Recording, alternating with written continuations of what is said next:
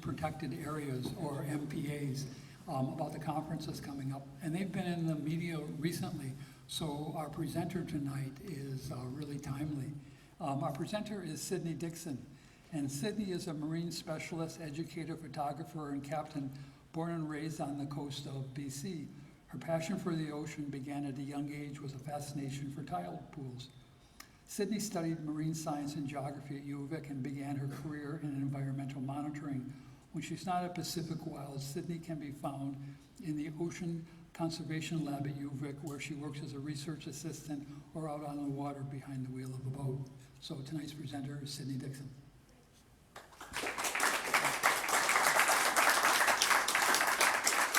If you've got your cell phone, please turn them off too. Thank you.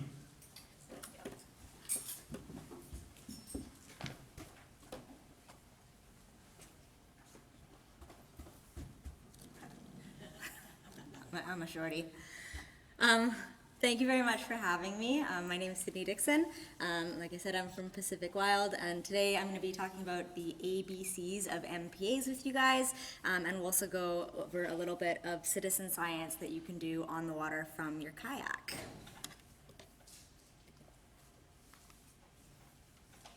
So just a little bit of a presentation outline. I know it looks daunting, but I promise it won't be that long. First, we're going to go through kind of the 5 W's of MPAs, what they are, why do we need them, etc. We'll talk about some MPAs specifically here in British Columbia, and then we'll get on to talking about the Northern Shelf Bioregion MPA Network, which is one of those ones that's been in the media as of late, and it's an exciting new system that's going to be put all along our coast. And then we'll wrap up with how you can get involved in some citizen science while on the water. So like Fred said, my name is Sydney. I'm the marine specialist at Pacific Wild.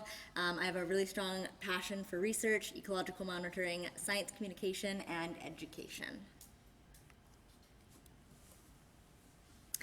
Who is Pacific Wild? Pacific Wild is a registered charity that supports the protection of ecosystems that can sustain biodiversity throughout the Great Bear Rainforest and the Northwest Pacific region. We leverage our many partnerships to influence policy, public opinion, and legislative change to more urgently support healthy and protected ecosystems that can sustain optimal biodiversity. Our current marine campaign work includes marine protection, protect Pacific herring, a salmon count, and marine education. And tonight we are specifically going to be talking about that marine protection side of what we do.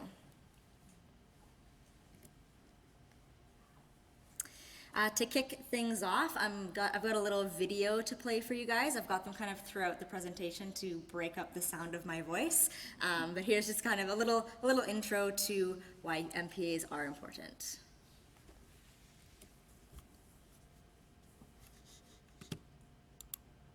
Canada holds the record for the longest coastline of any nation. Our coasts are bound by 3 oceans, the Atlantic, the Pacific, and the Arctic Ocean. These oceans support life for countless marine and terrestrial ecosystems. Only 14% of Canada's marine environment is currently protected, and much less than that is fully or strongly protected from harmful human activities. This leaves questions for an unpredictable future and the hope of healthy ecosystems that will sustain a certain future for all that reside on our coast. In 2014, the World Parks Congress recommended protecting at least 30% of the world's oceans to recover fisheries and maintain or restore biodiversity and ecosystem services. Canada has committed to honor this recommendation by aiming to protect 25% of our oceans by 2025 and 30% by 2030. So why are these marine protected areas and networks so important? Marine protected areas are geographically designated areas that are managed to help endangered species, protect critical habitat, maintain cultural resources, and provide recreational opportunities such as kayaking. And they are important because they contribute immensely to the sustainability of the marine environment, which is under continuous threat from things such as logging, fish farms, trophy hunting, and oil painting.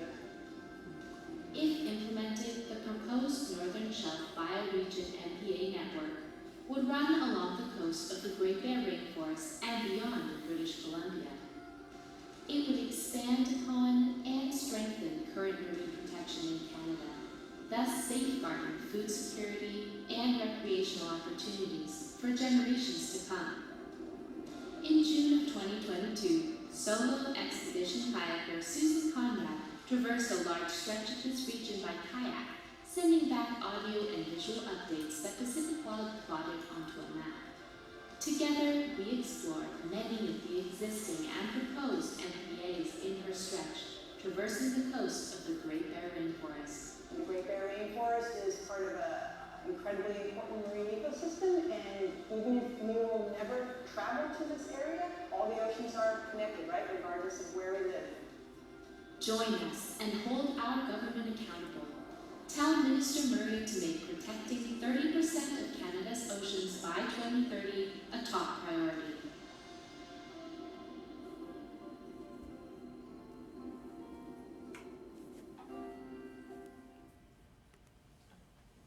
So I know we touched on it just a little bit in that video, but the first thing we're going to talk about is exactly what are MPAs and MPA networks. If you're not aware, marine protected areas, or MPAs, are used to manage and protect and restore wildlife, habitats, and culturally important areas. And for simplicity's sake, you can kind of think of them like parks for the ocean. MPA networks are designed to protect multiple types of habitat within a region and to be connected so that they work synergistically together and so that migratory species can travel easily between protected areas. Marine protected areas are used to, there's no one size fits all. There we go. No one size fits all to MPAs. They vary in their size, their conservation objectives, and the level of protection that they can provide. And then there's also many tools within legislation that can be used to designate MPAs in Canada and in BC.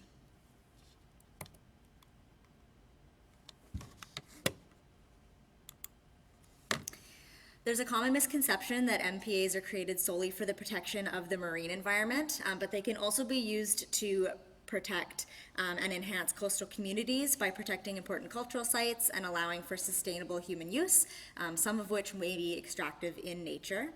A good example of how MPAs are created to protect kind of extractive activities would be traditional harvesting sites, so like clam beds that are protected to promote food security along the coast.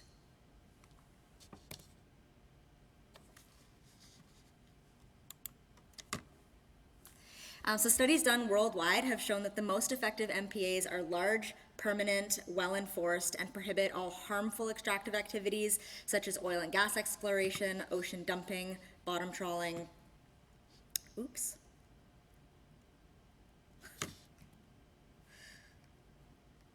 Sorry, the technology is killing me today. Yeah, so no harmful extractive activities is going to make the most successful MPA. A comprehensive study that collected data from dive surveys at 87 MPAs around the world found that the biomass, abundance, and diversity of species varied among each reserve. And when the parks had a combination of 5 key features, the benefits of those MPAs increased exponentially. And those key features were that the MPAs were well protected or were no take, that they were well enforced, over 100 kilometers squared, old, so over 10 years, and also isolated. So why do we need MPAs and more MPAs in Canada? Scientists have recommended that we need to protect 30 to 50% of our oceans in order to safeguard biodiversity and avoid fisheries collapse, and also to build ocean resistance to climate change for future generations. Canada's joined with over 100 other countries who have committed to protect 30% of our oceans by 2030, and to date only about 14% of our oceans are protected, and less than 4 of that can be considered highly protected. So there's lots and lots of different benefits of MPAs, and we'll just kind of touch on a few of them. But MPAs can have both ecological, cultural, and economic benefits to the communities that they're situated in. MPAs and MPA networks have been proven to boost fish size, abundance, and diversity, and to increase the overall productivity and resilience of the protected area and beyond. MPAs can also help to restore ocean ecosystems, which improves the sustainability of commercial and recreational fishing outside the boundaries, as well as also enhance tourism. So a global synthesis of 124 MPAs found that overall MPAs have a more positive socioeconomic outcome to the adjacent coastal communities that they're next to, rather than negative ones over time. Despite all these benefits, the creation of an MPA often receives a significant amount of pushback from industry, particularly fisheries. And while it's true that the initial creation of an MPA can have short-term negative effects on fisheries by limiting where fishers can harvest, MPAs are best looked at as an investment. Over time, MPAs have been proven to enhance local and regional fish stocks by providing what's called a spillover effect of adults and juveniles into areas outside the boundary of the protected area where fishermen can harvest. Many researchers argue that MPAs are an essential tool for assisting in meaningful conservation-based fisheries management that will sustain healthy fisheries into the future. Just a couple case studies, and again, I'll keep it short. Older larger female fish tend to have more babies. They lay more eggs. They're more fecund is what we call it in biological terms. And in one recent study close to home in Washington state, a study found that lingcod in a highly protected MPA were producing 20 times more eggs than lingcod outside the MPA, and copper rockfish within the MPA were producing 100 times more eggs than in the non-adjacent protected areas, because the females living there were able to get really big, really old, and have tons of babies.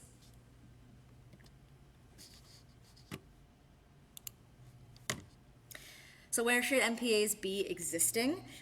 I would argue that we need lots and lots of MPAs in Canada, because we do have the largest coastline, or the longest coastline of any other nation in the world, and we're also bordered by 3 oceans. The oceans and Canada's coasts are home to thousands of species of marine animals and plants, and their habitats include, but are not limited to, ice fields, archipelagos, salt marshes, and fjords, and in particular, the Northern Shelf bioregion, which we'll talk a little bit about later. That includes the waters of British Columbia's north and central coast and up to about Haida Gwaii, and contains a spectacularly biodiverse ocean and adjacent terrestrial area.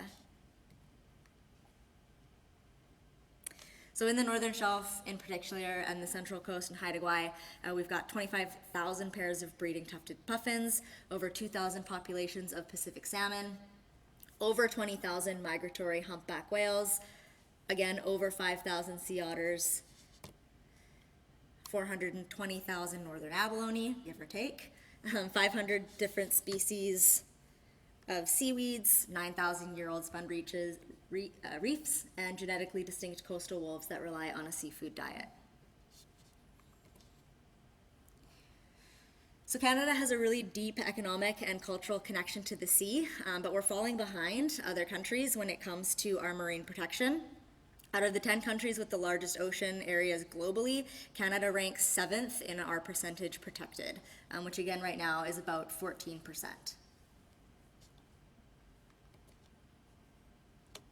So who helps to create MPAs? The creation of new MPAs, like I mentioned earlier, can affect many people.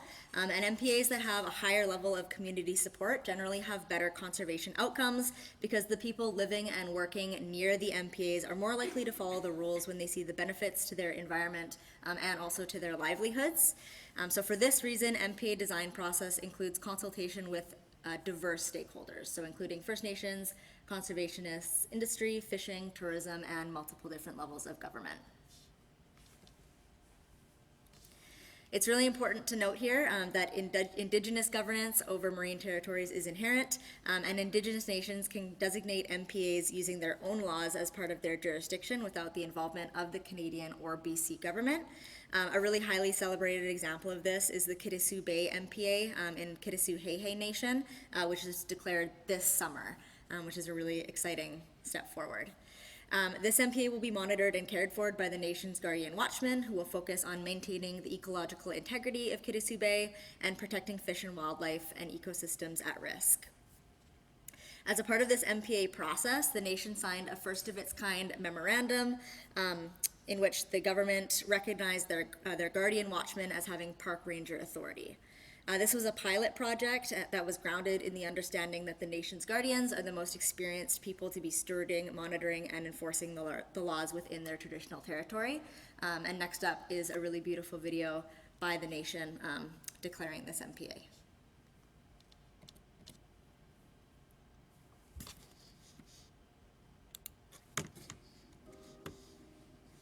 Each year, at the time when we apply the resources that start out our seed, what you call the harvest seed, goes back to a area called KCB.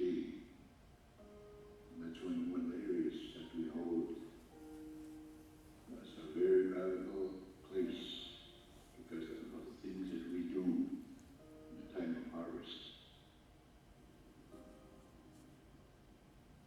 Spawn used to close in KCB right up into the Rideau, all the way up to the King Inlet, like that far.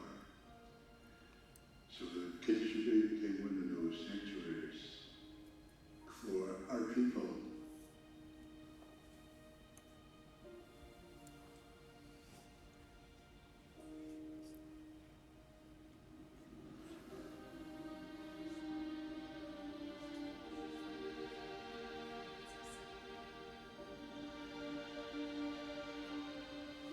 We have always managed the territory. Who better knows the territory than the people, than the local people that live here? At the end of the day, we're not going anywhere. You know, we're going to continue to be here. We're going to continue to be pigs, and we're going to continue to assert our stewardship responsibilities.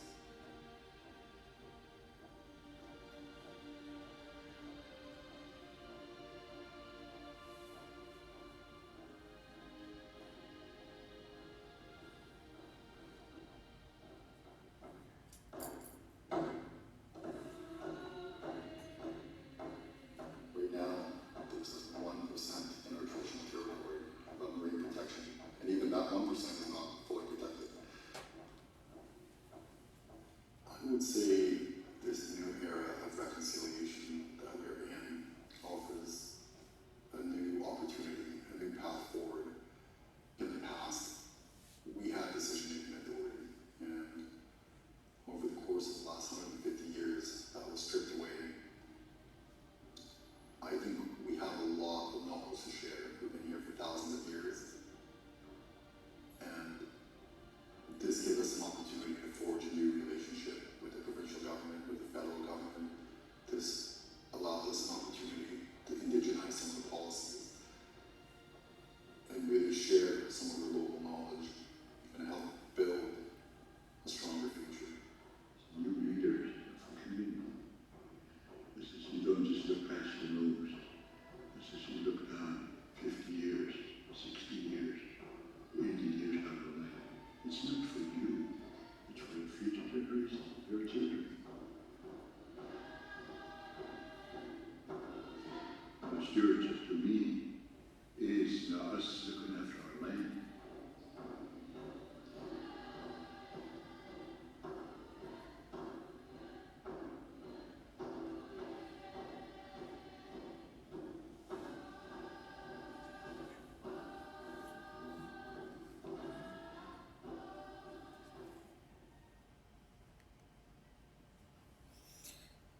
So finally, when will we see more MPAs in BC? Like we already mentioned, the World Park Congress recommended protecting at least 30% of our world's oceans to recover fisheries. And we'll talk about the Northern Shelf bioregion next, but that's kind of the next step for MPAs in BC, and it's a really exciting one if you're an MPA person. So really exciting time for me to be working in this field, and we're going to be seeing lots and lots of more marine protection being implemented along our coast very soon. So what is our role? What's Pacific Wild's role in marine protection? Well, as an environmental NGO, we are considered a stakeholder in the Northern Shelf Bioregion MPA Planning Network, and our marine specialist, which is me, sits on the advisory board for the Central Coast. So our role in this process is focusing on education. You'd be amazed how many people, when they say, "What are you working on?" I say MPAs, and they go, "What?" So education is really important, advocacy and demanding for policy change. And you can help marine protection by becoming stewards for the ocean, adding your voice and holding your government accountable, and also engaging in citizen science, which we'll touch on at the end. So part two, we're going to take a little bit of a deep dive into some of the current, well, the 4 current federal MPAs enforced by the Oceans Act in British Columbia. It's worth noting that federally implemented MPAs and MPAs with federal management tools attached to them are the only ones that can restrict fisheries activities and therefore be considered under high protection. But before we dive into BC's MPAs, it's important for you to know that in 2019, Canada adopted new standards to strengthen the conservation and protection of important marine habitats by banning oil and gas activities, mining, dumping, and bottom trawling from all new federal MPAs. This decision came after an independent national advisory panel of experts consulted with Canadians about what marine protection standards in Canada should look like, which is a really good example of how important consultations are, and we'll talk about a consultation that you can get involved with a little bit later. So again, this is just a zoom in on that map. This is showing those 4 MPAs, those 4 federal MPAs in BC that we're going to touch on. So we're going to talk a little bit about the Scott Islands, the Glass Sponge Reefs, Guayhanas, and Bowie Seamount. So with these 2019 minimum standards in mind, half of BC's current federal MPAs do not meet our minimum protection standards. 1 out of 4, it's unclear if those standards are being met, and only 1 of them definitely meets the minimum standards. And we'll get into the nitty-gritty of each site and look at some sort of report cards for them. So, well, these slides are backwards, but so first up, we have Guayhanas. Guayhanas is managed with an integrated land and sea management plan and is co-managed between the Haida Nation and the Canadian government. When we look at Guayhanas' scorecard here, this is the one that is, this is one of the ones that is deemed as not fitting our current minimum standards, because it does allow for bottom trawling in its multiple use area, which makes up over half of the MPA space. So in a report card done by the Canadian Parks and Wilderness Society, this whole MPA was deemed incompatible with its conservation goals.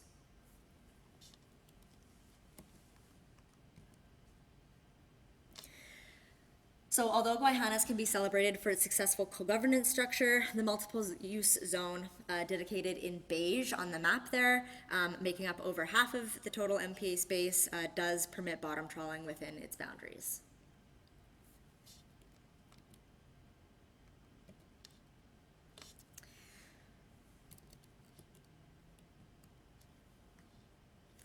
Moving on to our glass sponge reefs.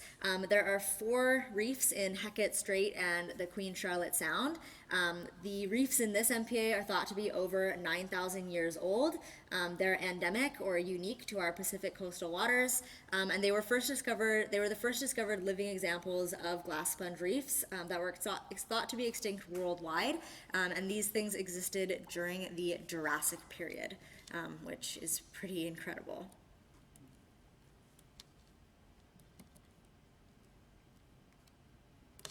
So just a little bit more detail about glass sponge reefs, just so this kind of makes sense. We'll do a quick little crash course in their biology.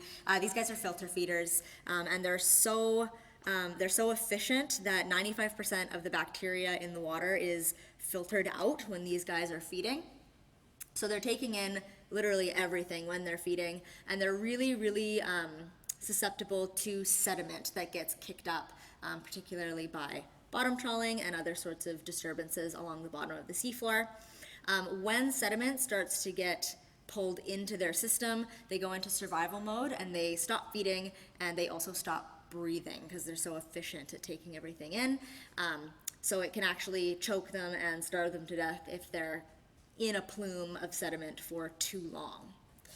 We'll look at the scorecard for this area in just a sec, but this is the one that's kind of deemed, we're not quite sure if it meets our minimum standards, because while it doesn't allow for bottom trawling in the park itself, the buffer zone, so the area around the park where bottom trawling is allowed to permit, is quite small.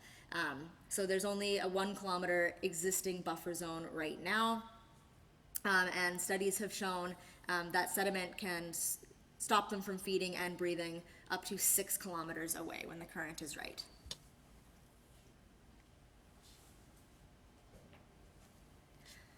So this is one of those ones where it's kind of a big question mark. It's unclear if it meets the minimum standards, but with that buffer zone in mind, I would think that there's still work to do with this one. We can do better.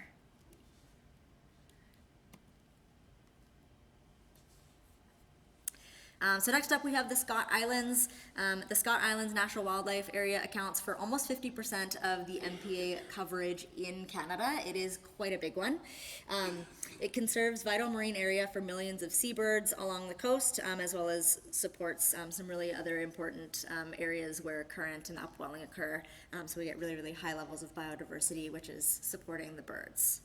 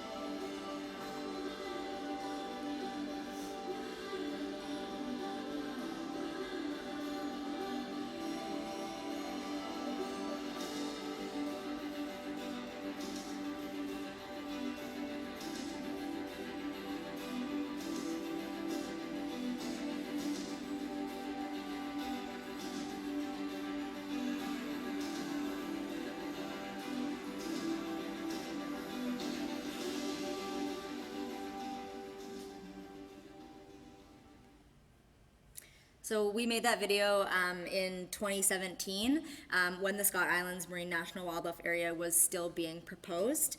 And we were advocating for the best protection that can be given to this area. Unfortunately, we weren't successful in getting all of the pushes that we wanted in there. This area still does allow lots of industrial fishing and shipping allowed within its boundaries. You can see in the center there that yellow indicates the vessel traffic in 2016. So right through the middle, it's kind of like a highway for those big ships that travel along our coast.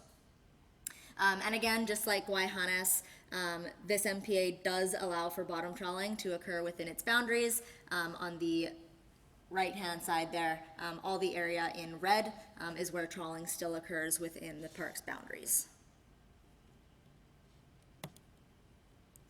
So because of that, underneath the scorecard that was done by Canadian Parks and Wilderness Society, the Triangle Island and Scott Islands MPA was one of those ones that does not fit those minimum standards that were enacted in 2019.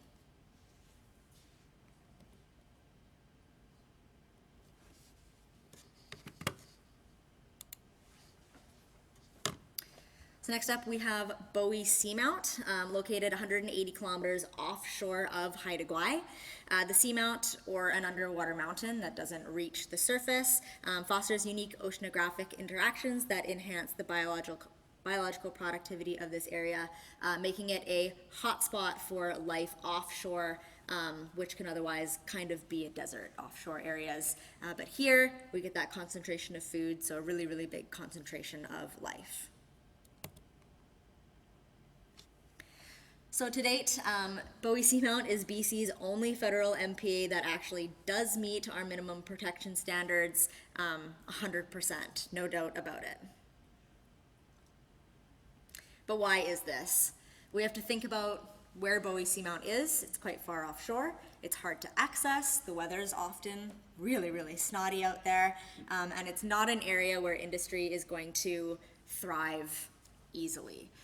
So although it is a fantastic place to have all of this protection, this is the kind of protection that we would like to see given to all of our federal MPAs, regardless of the ease of which they can be exploited. So part 3, we're going to talk about that very exciting Northern Shelf Bioregion MPA network.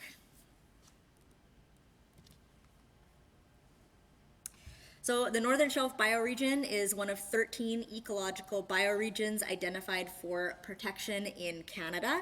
It covers approximately 2/3 of the coast in British Columbia, extending from the top of Vancouver Island around the Campbell River area, all the way up to the Alaskan border. For over a decade, 17 First Nations, in partnership with the federal and provincial governments, have been working together to create Canada's first network of marine protected areas to safeguard the Northern Shelf bioregion. The MPA network aims to protect marine wildlife and First Nations cultural conservation priorities. When implemented, this network will nearly fulfill Canada's 30 by 30 promise, and it will be the first of its kind in Canada. Instead of telling you why protecting this area is so important, next up I've got 2 more videos, one by us and then one by some of the coastal First Nations working to implement this network with the provincial and federal government.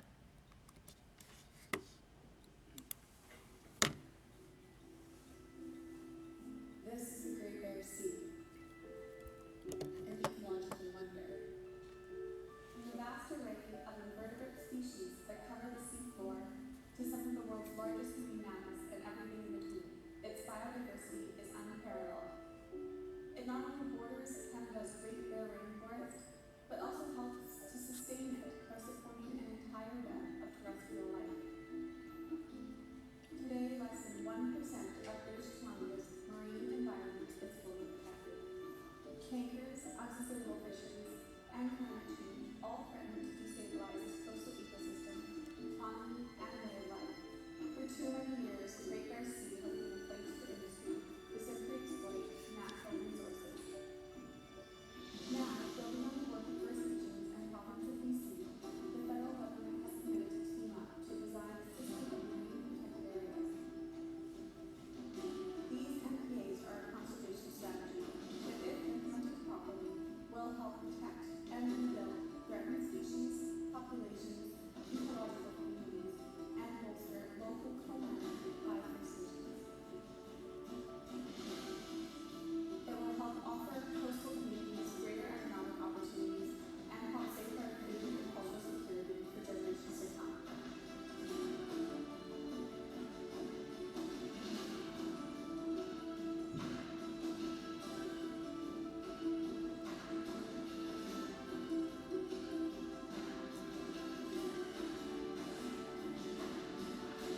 Our goal is to protect the Great Bear Sea.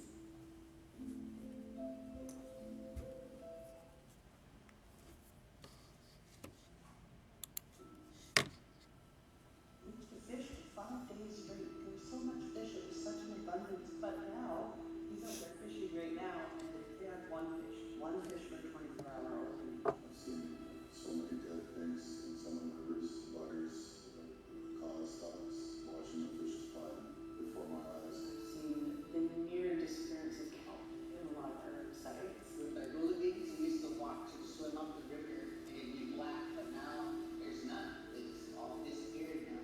And that's what we're fish too, so that's why I appreciate it cleaning up. I don't think we live in some of the fish it out and go back to your house.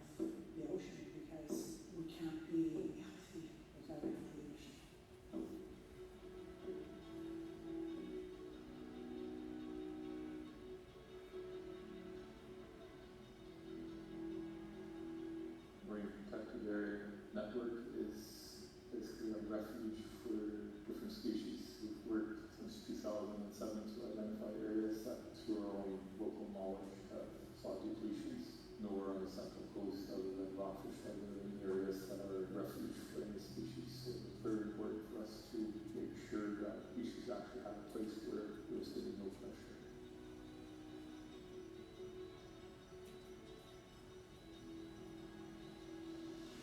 I don't think you need to be a rocket scientist to know that if you protect an area, stocks will rebuild, and that's been proven time and time again.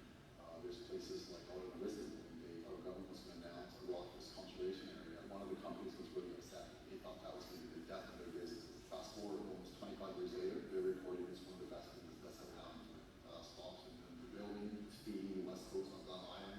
They have their operation, and we want to replicate them all through the territory. Last year, some crab closures were implemented by DFO, and we've only done one crab survey so far this year, but just seeing the difference was amazing. The population and every one of our sites was larger than what we remember from last year.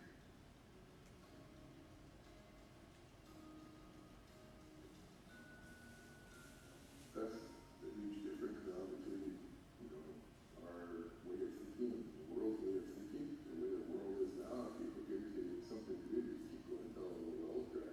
Look at all the dead canneries on the coast. They roll in it until there's nothing to roll anymore and then move on. It's just always important to remember that you have to leave enough behind for them to sustain themselves, give them a fighting chance. Every summer we try to take up our kids, throw them on the fish, and try to keep them alive. We're not going anywhere. We want to make sure that we have those resources available for us for the next 7 generations. It's not for me because I'm getting up in age, and I'd like to see that for my grandkids and my sons. I have 2 kids. They need a bell in the tree.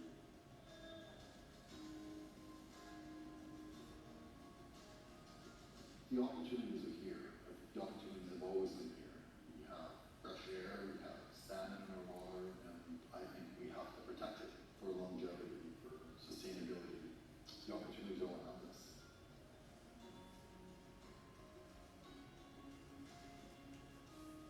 If we're harvesting responsibly, if we're putting into the regrowth of our coast, you know, we're practicing that tradition of, you know, leaving a place better than we found it. Just imagine what we can achieve again here.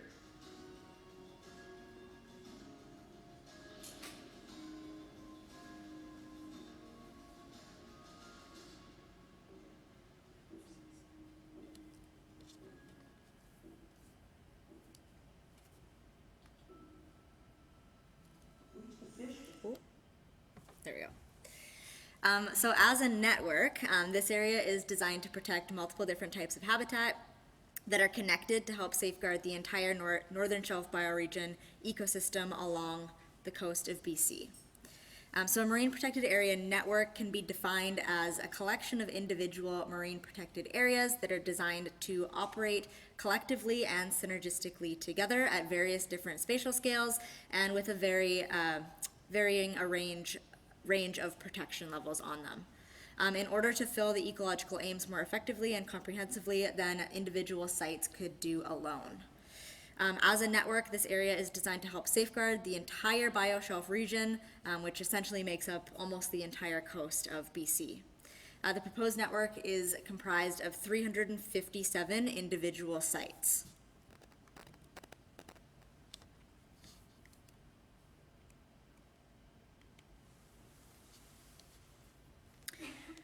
So sites within the Northern Bioshelf MPA are split up into 3 different categories. We've got category 1, 2, and 3. You've also got those blue sections on there which represent existing MPAs and RCAs, which are rockfish conservation areas that are already there and are not going to change. But category 1, which we've got in the orange there, those sites are designated to be implemented by 2025. And those category 2 sites in the yellow are designated to be implemented in 2030. Around the north coast of Vancouver Island, we've got Category 3 areas, and those guys don't yet have a time frame for implementation, as there's still quite a bit of work that needs to be done with consultation itself in that area. So that area is kind of still a bit of a question mark, but the ones in the 2s do have a set date of when they are to become into law. So for the Northern Shelf Bioregion MPA network goals, they've released a draft action plan, which you can access online. Goal number 1 is to protect and maintain marine biodiversity, ecological representation, and special natural features within the region. Goal 2 is to contribute to the protection of fishery resources and their habitat. 3, to maintain and facilitate opportunities for tourism and recreation. 4, to contribute towards social, community, and economic certainty and stability. 5, to conserve and protect traditional use, cultural heritage, and archaeological resources. And finally, number 6, to provide opportunities for scientific research, education, and awareness. As discussed earlier, it takes quite a bit of collaboration between many different governments, people, and stakeholder groups to create successful MPAs where those rules are going to be followed. And here is just the government groups that have been involved so far in the creation of this network, which is why it's taken over a decade to get to this point. So the proposed network geographically covers 30% of the bioshelf region itself. And 49.6 of the network is made up of already existing MPAs or RCAs, which is that blue on the map there, which are not scheduled to change. This is problematic as it means that nearly 50% of the network may not meet Canada's minimum protection standards. Bowie is not in that region, so we can't count it in there, which again, like I said, is why consultation is so important and was really something that we were pushing for in this consultation process, was to boost up those protection levels within the existing MPAs in this network. 11.9% is made up of existing MPAs or RCAs that have the potential to be modified and hopefully given a higher level of protection than they already have. And finally, 22.7% of the network will be made up of brand new sites with a total of 4,817 square kilometers. New areas within this network will bring the protection of habitat type in this region from 80% to 100%, and total species protection from 42% to 74%. So the draft network action plan defines high protection of areas of no take or limited take. DFO's Science Advisory Board has recommended 20 to 50% of this region should have a high level of protection. At this time, the only zones that can be considered under high protection are the core protection zones of the glass sponge reef MPAs, the restricted access protection zones within Guayhanas, and the heritage sites, and inside the 300-meter vessel prohibition area surrounding Triangle Island, Sartine, and Bresford Island in the Scott Islands MPA. These zones cover about 2,933 square kilometers of the marine area and represent 10% of the network. However, we've already discussed these areas of high protection may not still meet those minimum 2019 protections we talked about earlier. So now we're going to take just a little look-see at my favorite site within the proposed network. This is Site 502. It is proposed as an Oceans Act or a federal MPA, and as such it would be required to follow those 2019 minimum standards preventing all harmful extractive activities, and would be classified as a high protection zone. This area is really cool because it contains the only known seamount within the entire bioregion, so think like a mini Bowie. This area is highly protective for rockfish and other groundfish. You can find tons of whale species offshore there, including sperm, sei, blue, fin, and humpback whales, albatross, and different coral species. It also contributes to important habitat space for rare and unique and threatened species like leatherback sea turtles, and helps the conservation of species significant to cultural and food security of First Nations in the area. Despite being such an incredible location for an MPA, and also I was speaking to the DFO science lead at the consultations, it's also his favorite site, which is exciting. This site actually received a pretty massive amount of pushback at the public consultations, and we can think about why that might be such a highly productive area for fish. The opposition voices came from our bottom and midwater trawl fleet.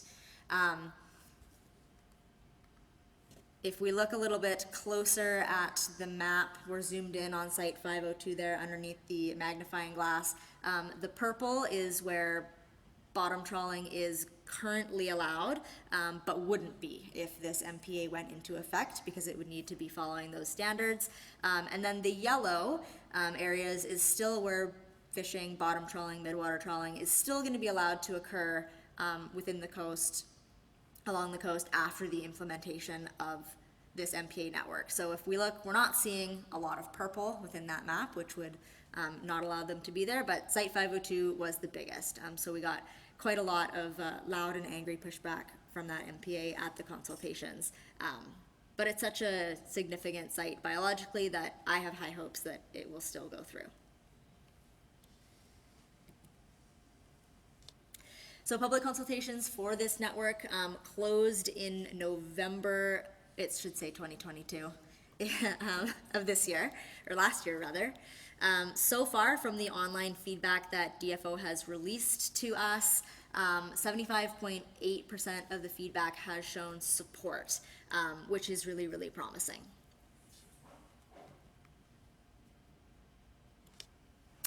So what is next for marine protection in Canada and in BC? You guys talked about Impact 5 a little bit earlier, which I will be attending.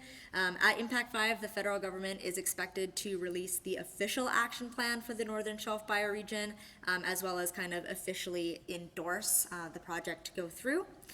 We also expect the nations involved to announce their support for the action plan and celebrate more plans for Indigenous-led conservation initiatives and co-governance opportunities in BC. Finally, the BC government is expected to present on the draft coastal management strategy plan, which is kind of the next big thing for marine protection in BC after this bioregion network goes through. So the Coastal Marine Strategy Plan is kind of the next big thing in the BC government's plan to protect the coast. BC is one of the only coastal jurisdictions in North America without a united plan to protect the coast.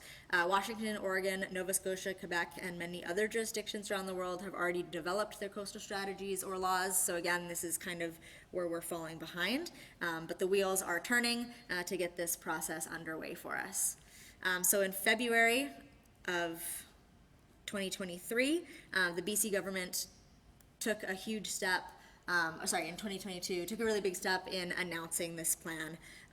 And they created the Ministry of Land, Water, and Resource Stewardship, which was a big deal because it means that there will be a single one home in the provincial government to address the vital issues that impact the BC coast and its communities.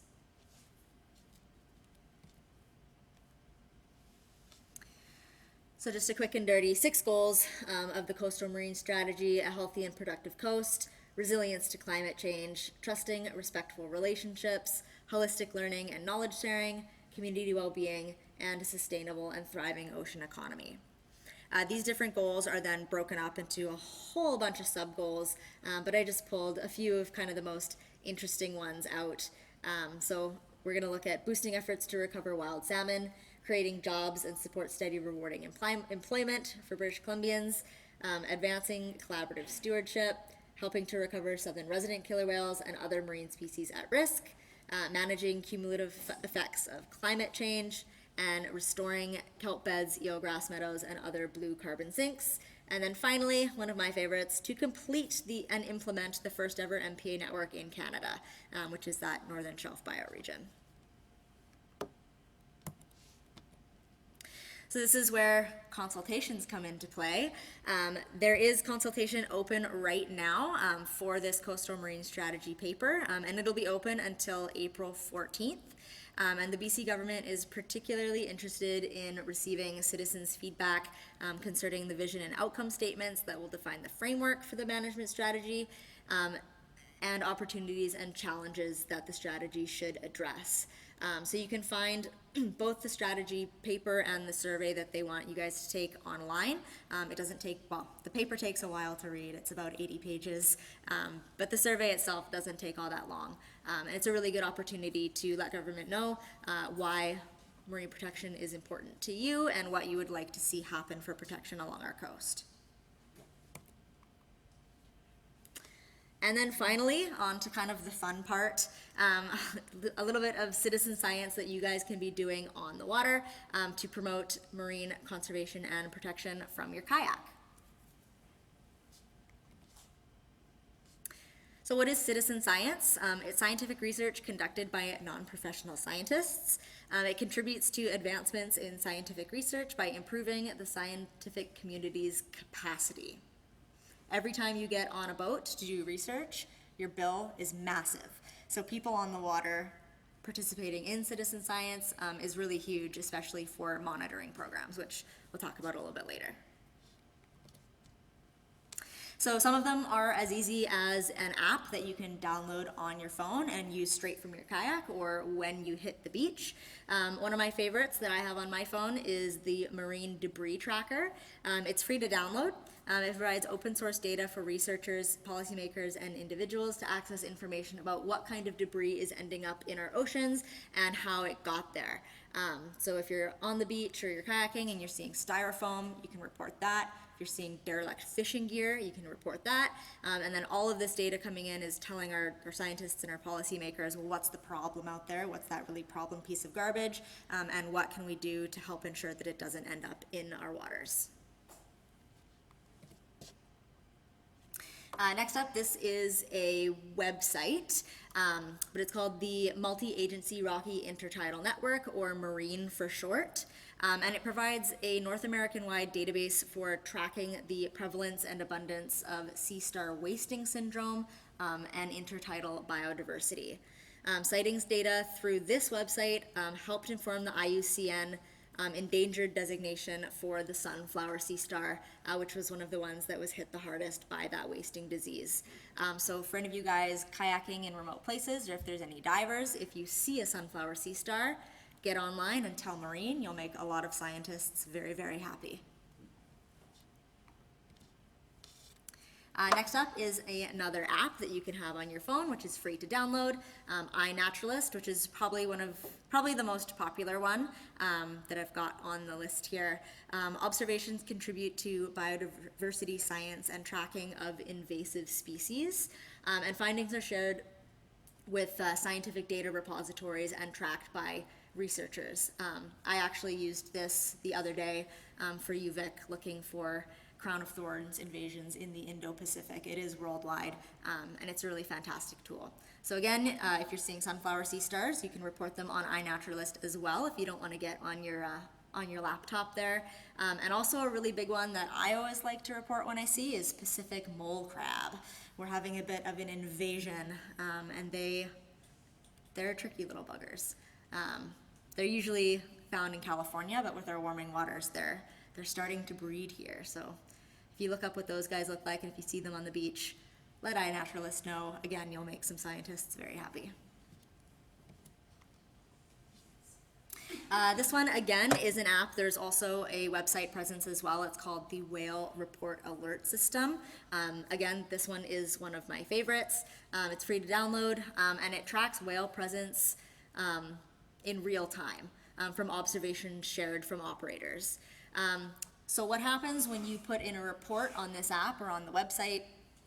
It'll ask you what species you've seen, what their behavior is, how many of them there are, and your location. The app takes that information, and then they send it out to subscribed commercial vessels.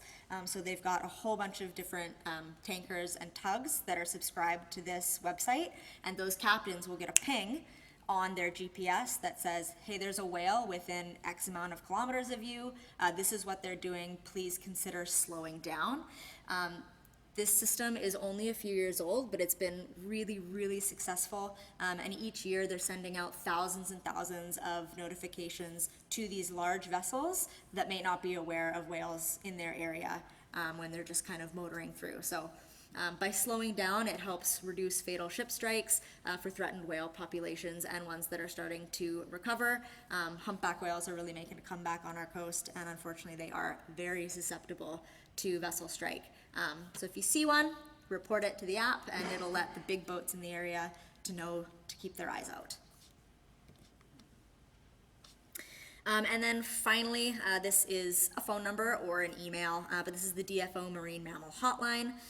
If you see an incident with a marine mammal, if you see one dead, stranded, injured, sick, or if you see a sea turtle, DFO wants to know, or if you see an infraction. The hotline is open 24 hours a day and 7 days a week, or you can hail out on the Coast Guard's channel. What happens when you call in a marine mammal in distress, say if it's entangled, DFO then alerts what's called the BC Marine Mammal Response Network. I am on that team, and then we get a call and they say, hey, there's a sea lion with rope around its neck, or there's something dead up on the beach, could you go check it out? And then if necessary, they'll issue a permit for a rescue, which is pretty cool. So reports like that are really, really essential for alerting of marine mammals in distress and getting those guys helped if we can.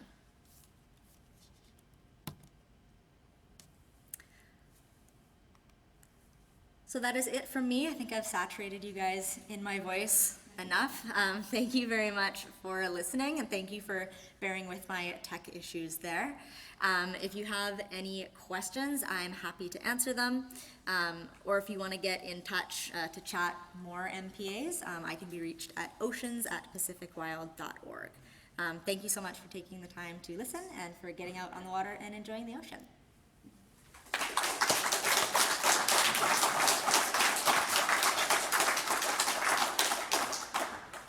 Are there any questions? I have a dumb question, probably a dumb question. The Northern Bioshelf region? Northern Shelf Bioregion. Northern Shelf Bioregion. So, because it's all pretty shallow, is that the idea? No, it's just, it's called like an eco range. So there's 13 of them in Canada, so that's one of them. Certain kind of terrestrial, like forest areas, like boreal forest is one, Arctic tundra is one. So this bioregion is kind of defined by, yes, the coastal regions with the kelp forests and stuff like that, but then also the offshore regions that support those individuals that grow up in the near coastal regions and then migrate offshore. Yeah. Now, are the Great Lakes being considered for protected areas, or given up? Ooh, I'm not sure. I'm a BC girl. I'm sure that they are.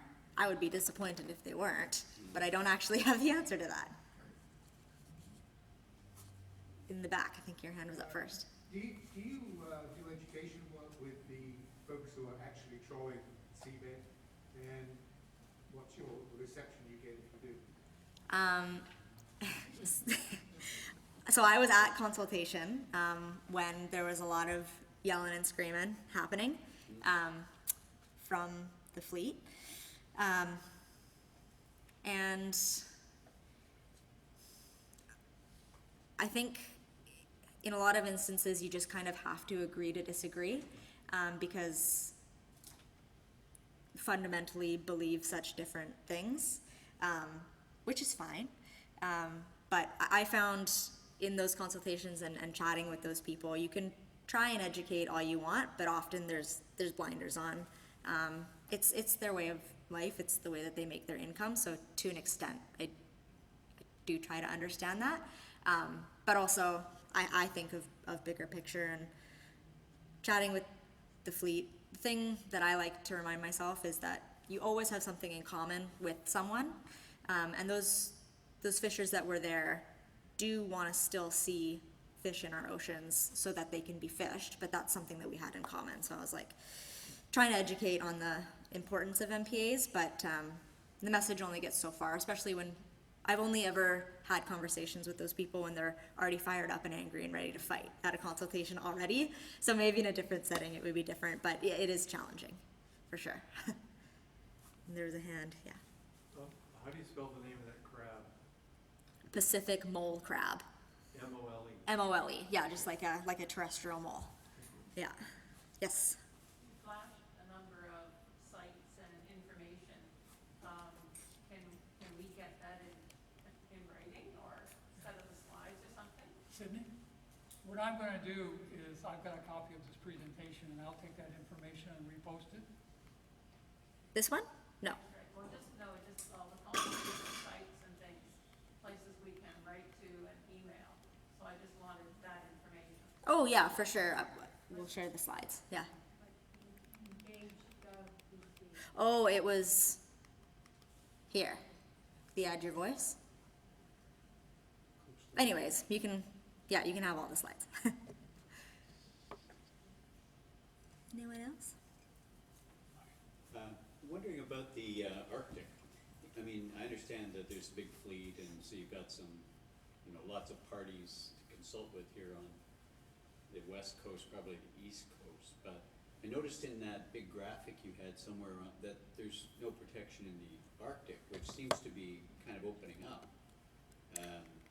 From a climate change perspective, I wonder if that's strategically kind of an important area to focus on for the future. There actually are quite a few MPAs in the Arctic. So I think I have a pointer on here. That's the green. The green area is protected areas. So there are a fair amount.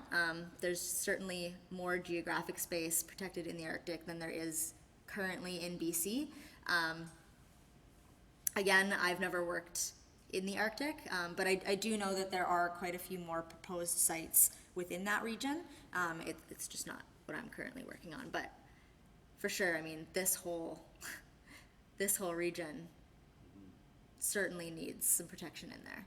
And I would love to see more protection in the bay as well. Yes?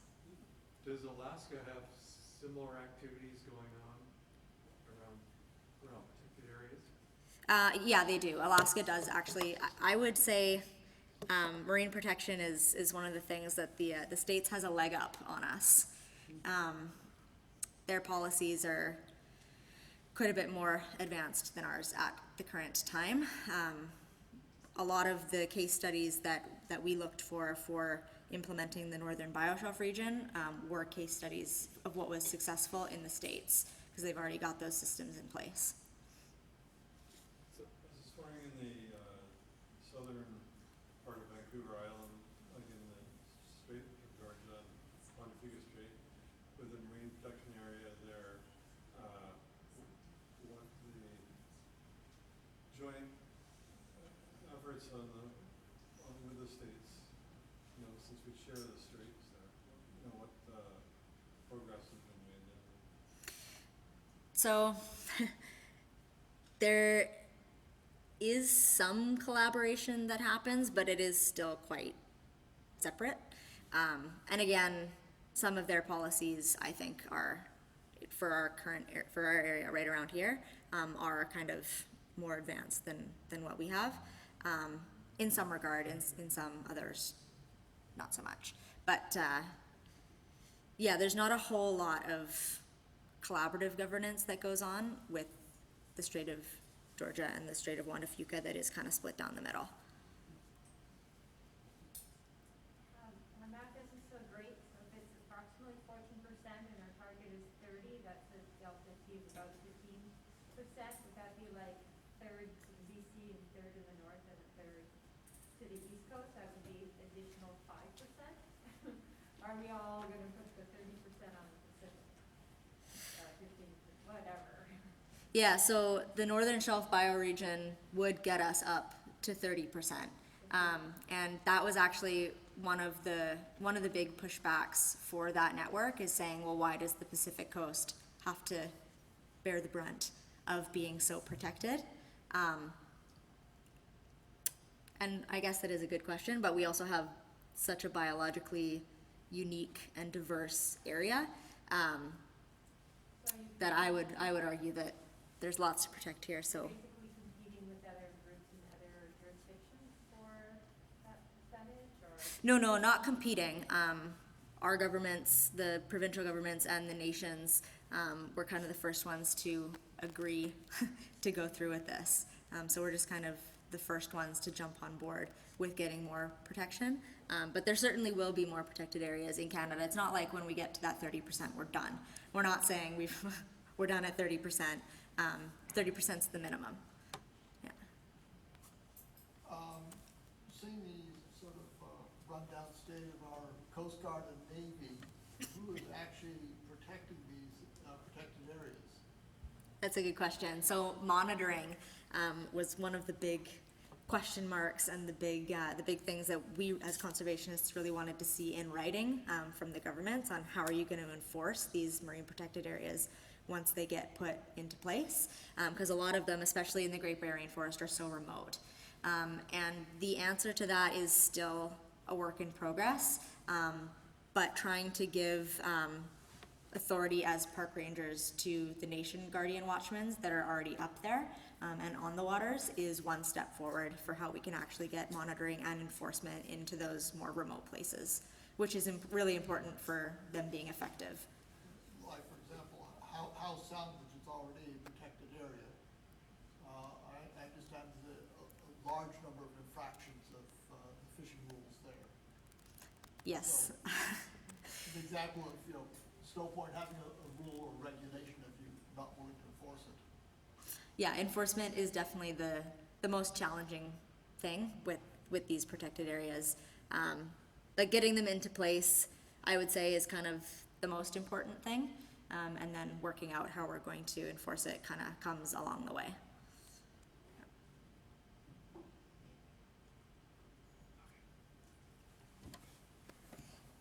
Before I thank Sydney, I want to make a couple of comments. I've read some of the marine strategy report that's on the website. And if any of you have ever worked for the provincial government or federal government or tried to influence them in any way, shape, or form and gotten feedback from them, you'll recognize the style of the document. There's a lot of kind of high-level statements but not a lot of specific action, and that's what they need to do, is to narrow it down and to drill down and to do, and then put goals and actionable activities in that kind of a document. BC Marine Trails did a submission to them about some of the things that they saw in there that impacts marine coastal kayaking use and stuff like that. Whether they listen or whether they take advantage of that is still an unknown quantity, so have a look at it. Anyways, Sydney, that was really interesting. This is actually the second time I've heard this, and I learned even more the second time. We want to thank you. This is a much sought after and rarely obtained Siska mug. I've been doing this for a number of years now, and I still get postcards from people that have gotten this mug thanking me, so. So thank you very much. Thank you, appreciate it.